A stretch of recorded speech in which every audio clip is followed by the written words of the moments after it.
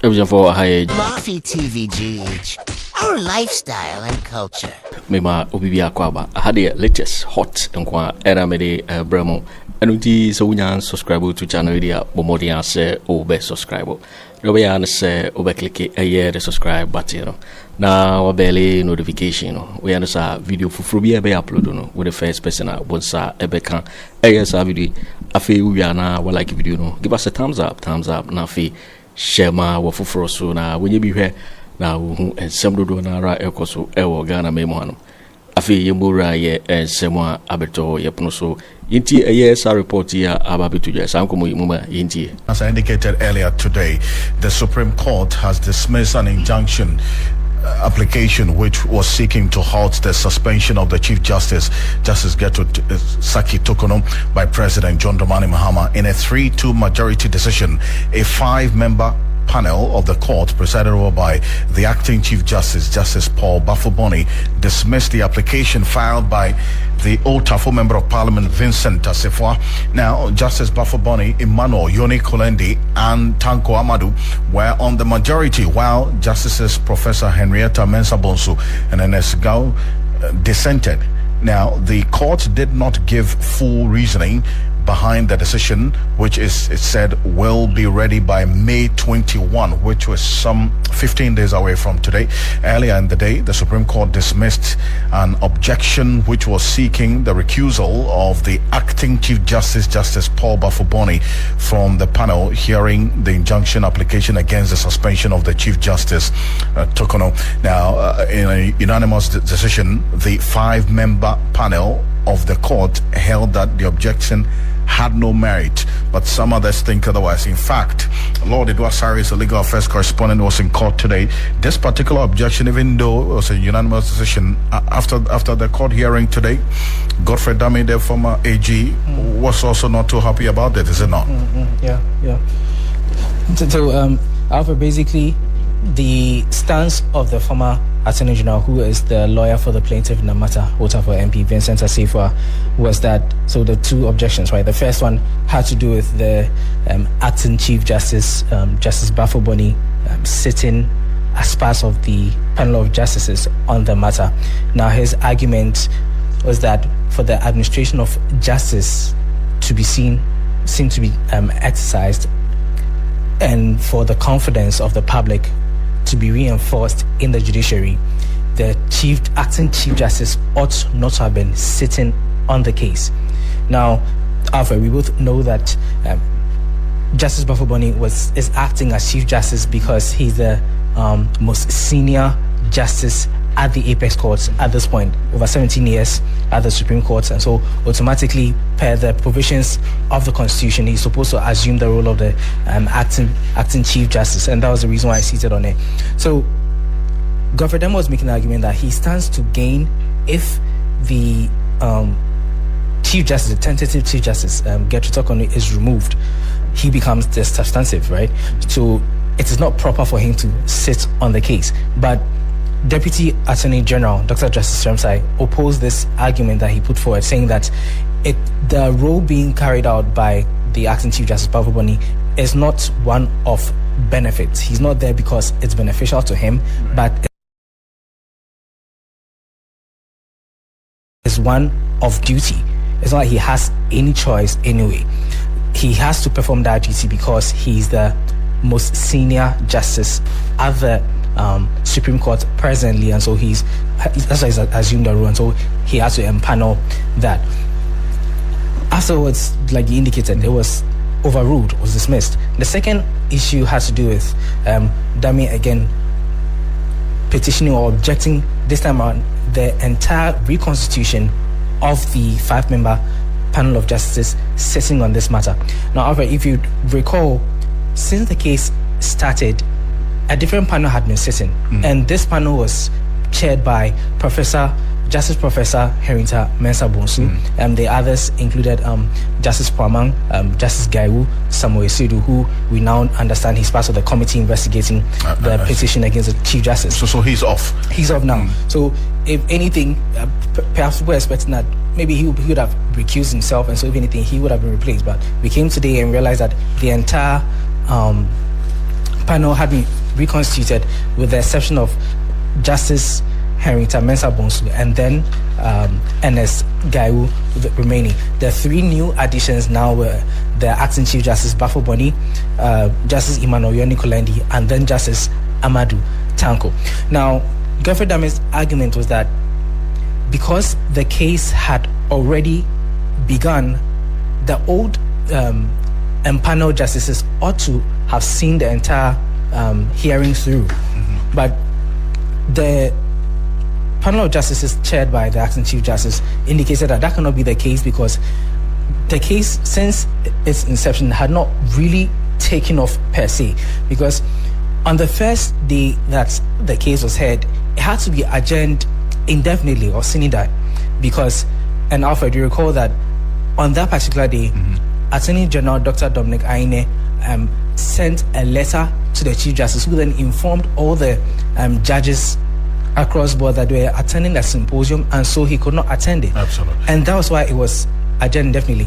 And the next time they were back in court was when we got to know that Samuel Isiud was absent, and so they were adjourned again to today. True. So essentially, the case in itself had not been heard in detail. Exactly. Let's hear from Godfrey Yeboah. I mean, I have two distinguished lawyers on the telephone to join this conversation, but take a listen to the former Attorney General, who is counsel to Old Tafo Member of Parliament Vincent Assefuah, earlier today. I find it quite intriguing to start that the Acting Chief Justice himself decided to proceedings, and as I indicated, I find it very congruous. But if at all, there is any beneficiary for all of each government, and the Acting Chief Justice is really a direct beneficiary of this.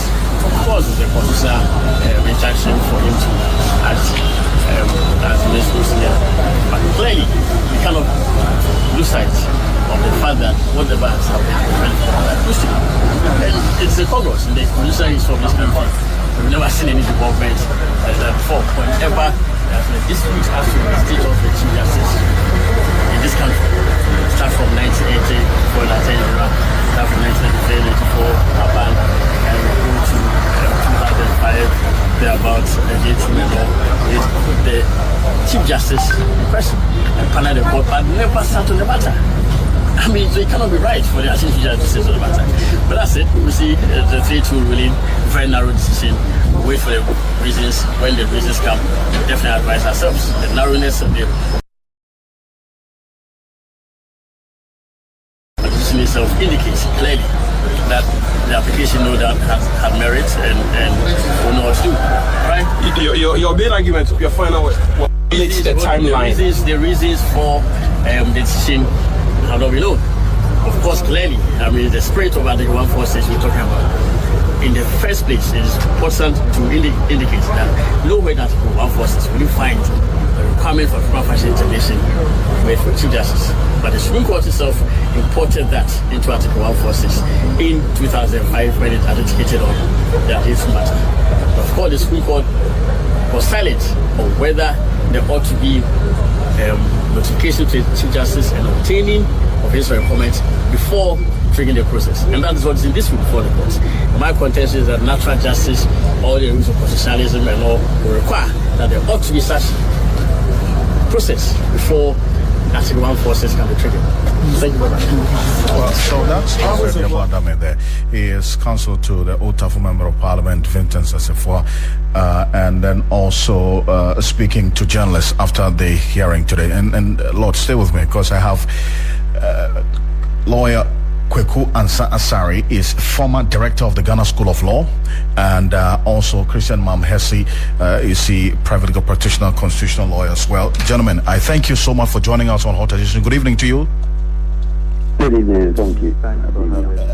Let me start off with you, sorry, for good reason. I mean, some, including the applicant and his lawyer, as you just heard him, argue that to the extent that the outcome of the application somewhat benefits the acting Chief Justice, he should have recused himself from this case. There was a unanimous decision on that particular point, but then again, Godfrey Yeboah is convinced in his mind that precedence does not even support the acting AG being part of the panel for this case. Is there any merit in this? No, not at all. There's no merit. The Constitution says that the Chief Justice shall be the head of the judiciary and has total administrative control, which includes the question of who to empanel. And the Constitution does not purport to exclude the head from sitting, on cases and assuming jurisdiction as it were to hear a case. So the unanimous verdict of the 5 justices is correct in law. What my good son, Dr. Dami, is suggesting is that merely because the acting Chief Justice, is in an acting position, if the petition for the CJ's removal enjoys success, then, he stands to benefit. I mean, it's neither here nor there. The president may decide to change his mind and go for another person. So, merely because he's in an acting position doesn't mean that, the president is constitutionally obliged, to vest on the position of Chief Justice of the Republic of Ghana. So, the argument is non-sequitur. It doesn't follow, as a matter of course at all. On the other hand, those who are saying that the acting Chief Justice has no administrative, mandate to empanel are getting it wrong, because as head of the judiciary, he can decide, to put A here and B there. Now, empaneling is not the same as assuming jurisdiction.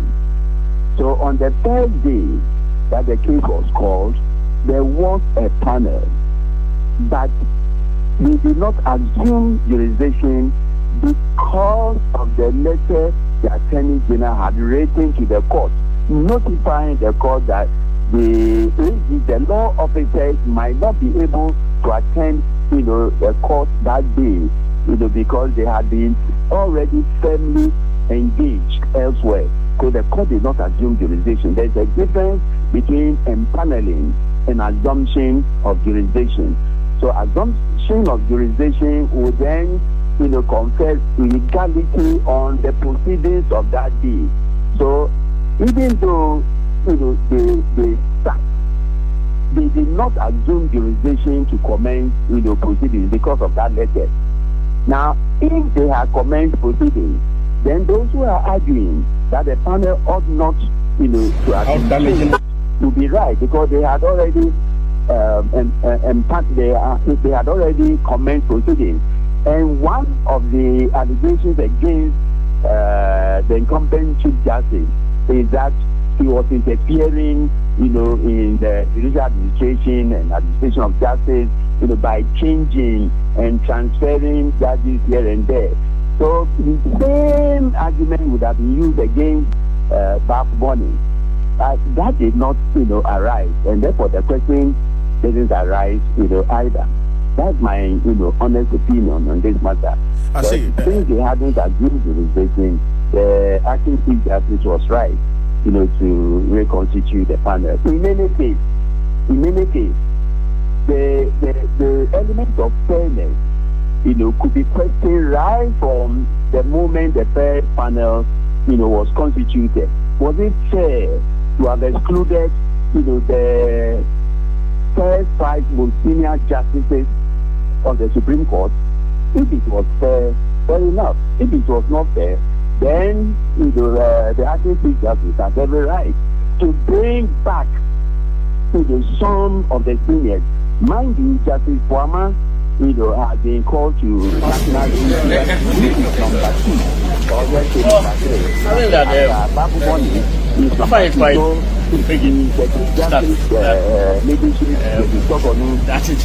Bafuboni, then Fuama in that order, and then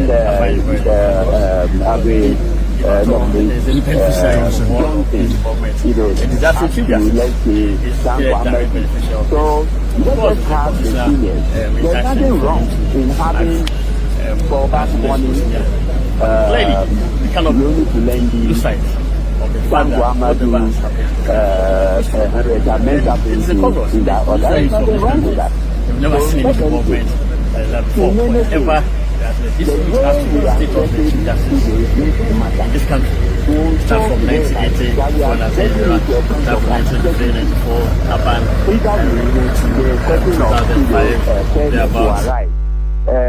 my good friend for Dami, Dr. Dami is suggesting that it was not fair for Babu Bonny to do what he did. But similarly, on October, let me just cast the nation's mind back to October 17, 18, and 20. When, objection was raised by your story against Gao, the Chief Justice, her leadership, that we talk on, said there was nothing wrong. And Dami was the Attorney General then, who had appeared before their lordships, and saw nothing wrong. Why is he today complaining? If Gao, who was appointed from an MPP constituency onto the bench, was allowed to take on an MPP case, I don't see why the same party should now complain merely because the acting Chief Justice is sitting on the case as one of the panel members. I think the argument is flawed and shouldn't be entertained at all. I see. And then looking at the details and how things played out, maybe we'll get into the ruling in a bit. But the reference was made to Georgina Wood, while a Chief Justice, she recused herself a number of times from cases, that she empaneled, essentially. So does that have any direct reference to what is happening now, especially because of the directive that the acting CJ, had given to empanel justice for all cases? I don't think so. I think that the refusal of one of Ghana's ablest Lady Chief Justice, Georgina Wood, doesn't mean or provide presidential, value to the nation, not at all. I mean, when she went to Kenya as a Chief Justice, she passed. So maybe because of her cultural affinities and challenges, she decided not to take, because if she starts, this person will say that she was appointed by Kufuor while she's sitting on. So maybe she decided that she said something within her that suggested to her that she should not take, and she didn't take. That doesn't mean that other Chief Justices must necessarily toe that line. It has no presidential value. The Constitution says in Article 125.3 that the Chief Justice shall be the head of the judiciary, shall be the head. And as the head, she has the most say in every matter. Now, this issue of empaneling is something, that has, been a perennial issue. It's been going on since Nkrumah's days. And I remember in the 90s, Justice D.N.K. Taylor, brought an application for consideration of justices of the Supreme Court. At that time, Chief Justice Showa, was the head of the judiciary. And all the justices felt that, according to the doctrine of necessity, they should not, do anything about that, the provision that allows the Chief Justice as the administrative head to empanel. So if you look at the other decided cases, Bryce Akwete, J. Tom, and the others, it was the Chief Justice who empaneled. And in Ghana Bar Association versus Chief Justice Aban, a strong Supreme Court decided that it is the constitutional duty of the Chief Justice, whether substantive or in an acting, capacity to empanel. They could do nothing about it. And that Ghanaians must have confidence in the head of the judiciary to do, what is right. And not, always to read meaning into what, the Chief Justice will do. Or, as to whether the Chief Justice will include this person or exclude, that person. Well, talking about reading meanings, that the Chief Justice will do the right thing. Right, and talking about reading meanings, I mean, already the ruling and those who opposed has also, for some, sent certain signals, because this decision that was delivered today saw Justices Henrietta Mensah Bonsu and Ernest Gaiwo dissenting, essentially. And they were the ones who were part of the panel that started hearing this case. Those who, based on this decision today, supported and in fact gave that majority decision was Justice Paul Bafoboni, the Chief Justice, acting, and then also Justice Yoni Kolendi and Justice Amadou Tanko. These three were the ones who were added to the reconstituted panel. What signal does this send you? Well, it's one of guesswork. It's not going to be based, on law. That because signals, are not, informed, by what the law says. The law is in the bosom of the judges. One, they are saying that there's nothing wrong. All five of them, there's nothing wrong, in including or adding the acting CJ as part of them. There's nothing wrong. Now, if they say their contention is that there's nothing wrong with it, then the signal to the nation is that let's have confidence, in the judiciary. They will deliver in accordance with the law, in accordance with what the law says. And mind you, Chief Justice Tokono has always explained that, the Supreme Court, when they say all that they do is based on what the law says.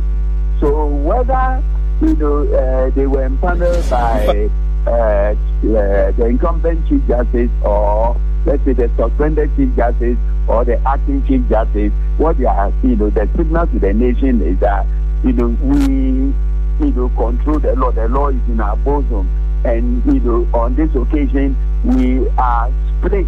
So there's division, in our opinion as to, the verdict that we are going, to deliver. So three, felt that the process should not be altered. Two felt it should be altered.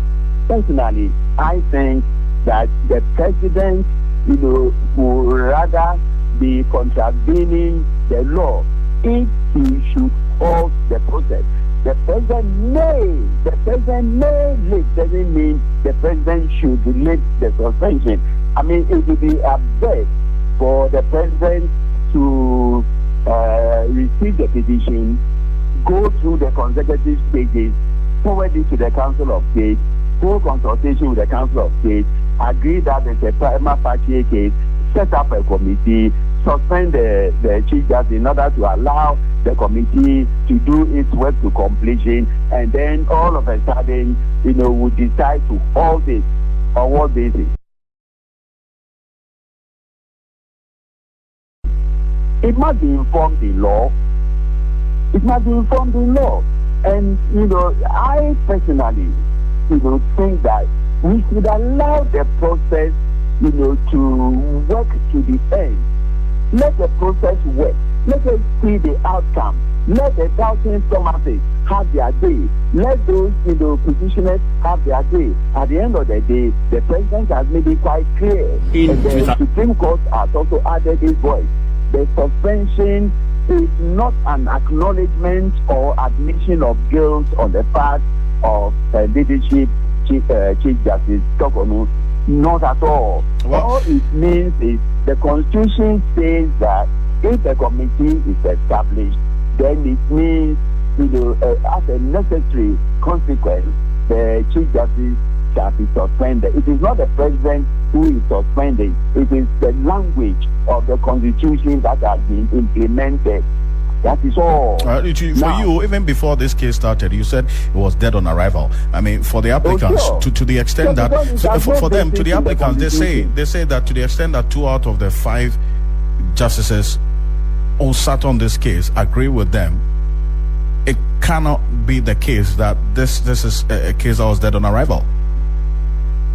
Oh, for me, it will remain, dead on arrival, to eternity, because, in the reasonable contemplation of the premise of the Constitution, the process could be halted, then the Constitution, would have created room for that, and the Rules Committee would then, act on a particular provision to say that where a citizen or a person is aggrieved, that person, can avail himself or herself of Article 2(1) of the Constitution, then we'll have, a very strong case for that. But it is not for nothing that Article 2 has created room for any person who is aggrieved, that the Constitution is being strangulated, to go to court. So when you feel aggrieved that something is being done which is unconstitutional, can go to court. But on this Article 146, there's no such room for Article 2. Okay, so no one can invoke the Supreme Court, to like this instant application to hold the process. It is unconstitutional.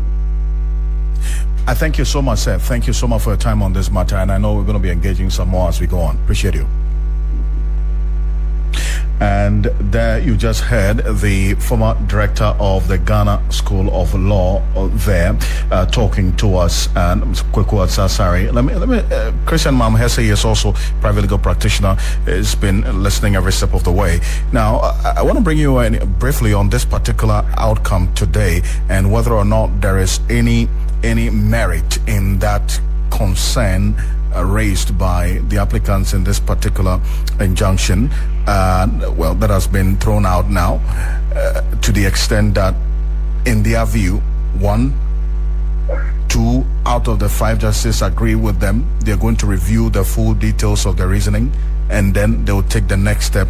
And then also the fact that, in their view, the acting Chief Justice should have himself in this particular case. I want to find out your thoughts on this. Okay, all right. So thank you for having me. In a way, I mean, the issue about the Chief Justice recusing himself in matters of this nature, it has been decided by a lot of cases. You look at the Ghana Bar Association versus Attorney General, where Martin A.B. Amedu was then the Deputy Attorney General who was the applicant, and you have Joseph Kwashi Aiden as the respondent sometime in 1996 that sought to challenge Justice Isaac Kobina-Aban to such a situation.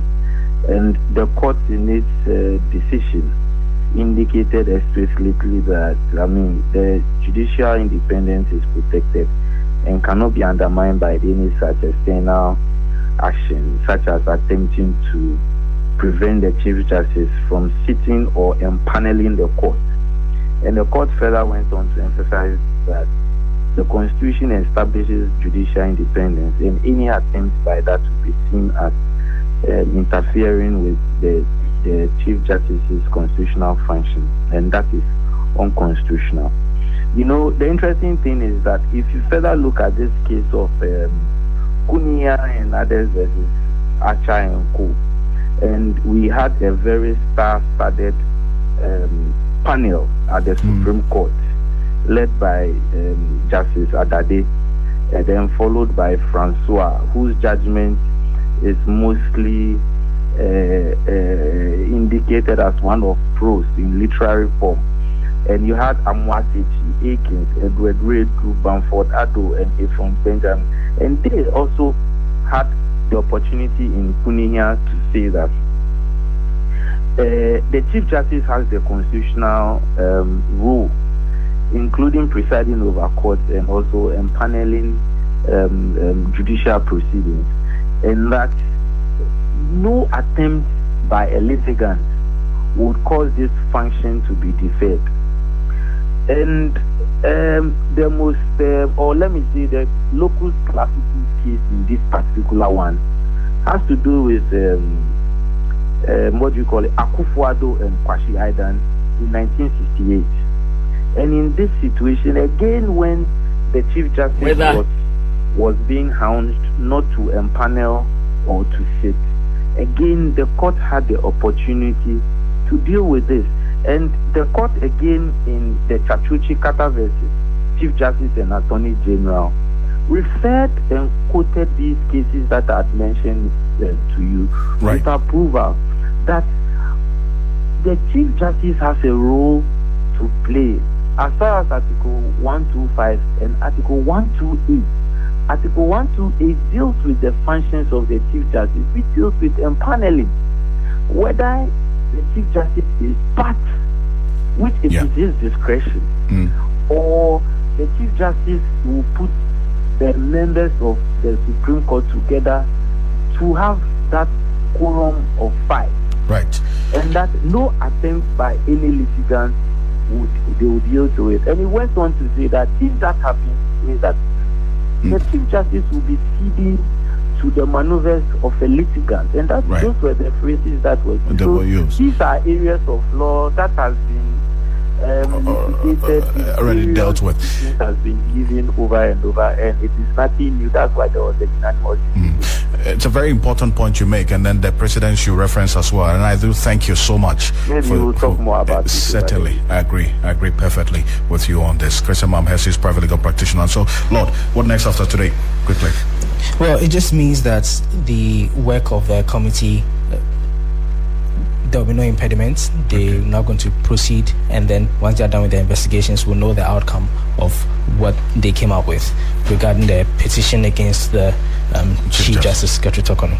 Yo, before we need somewhere about better, you know, so make out say so we can subscribe to channel area, but more than say over subscribe. Now, I like video, don't give us a thumbs up. Now, share my work for froso. Now, when you be here now, and somewhere also, Ghana memoir. Also, bet me at wondering if I and some way now, I will comment boxing in my next video. Thanks for watching. Like and share the video. You can also drop your comment. Please don't forget to subscribe. Click on the bell to turn on the notification.